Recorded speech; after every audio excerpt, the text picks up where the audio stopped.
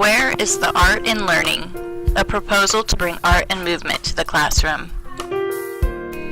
The great Aristotle once said, "The aim of art is to represent not the outward appearance of things, but their inward significance." Current experts in education continue to acknowledge the ability of art to engage students and elevate meaning. Unfortunately, art programs are the first to take a hit when school budgets are tight. In his book, How the Brain Learns, Sousa identifies numerous studies that support educational programs that integrate art into the curriculum.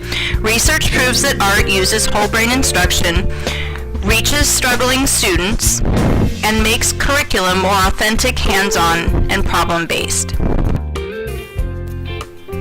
Music is an art form that impacts learning in a variety of ways. Musical training improves working memory. Lyrics, rhythm, and meter sync the brain to patterns. Singing produces endorphins that foster positive thinking. In addition, participants of music programs demonstrated improved self-esteem and self-discipline, and their parents were more likely to be involved at school.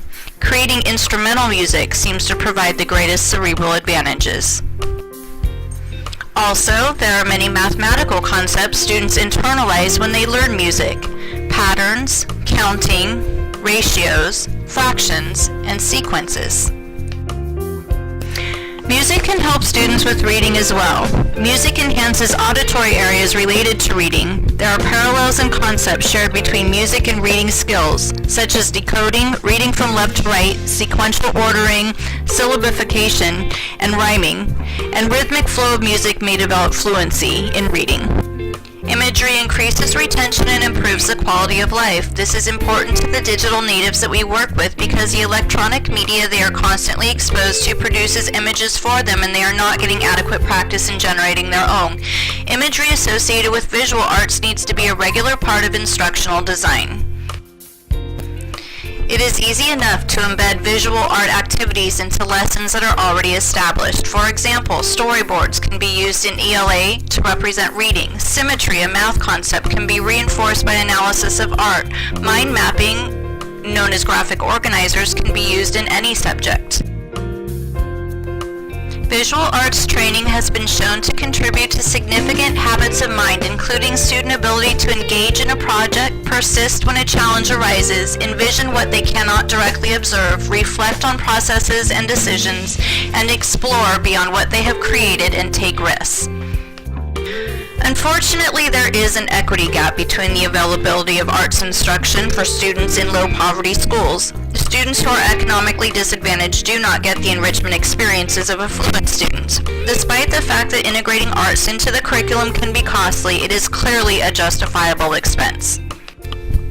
Ultimately, embedding arts in education is a basis for success in the 21st century.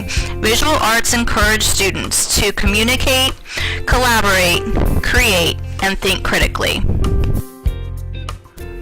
Studies of the brain also show that movement is inescapably linked to learning and memory. Teachers must embrace movement as an essential function in cognitive processing.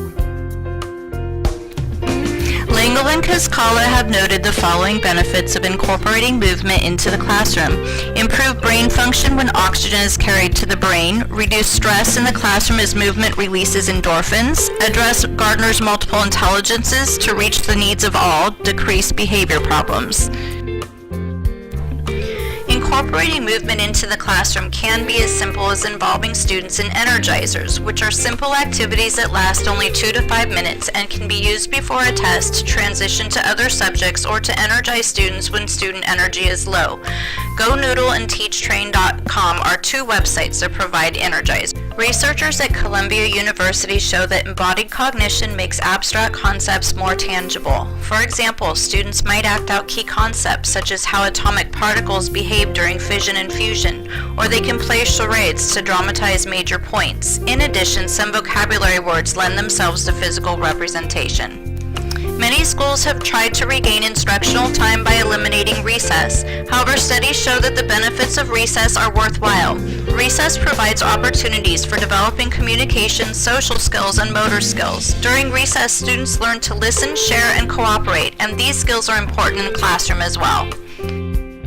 Movement improves academic performance and regulates student behavior. Keeping students active and engaged in the environment where they spend the majority of their waking hours should be a top priority for all schools. Luckily, regular movement does not require a lot of space, time, or money. It mostly requires a change in teacher and school attitude.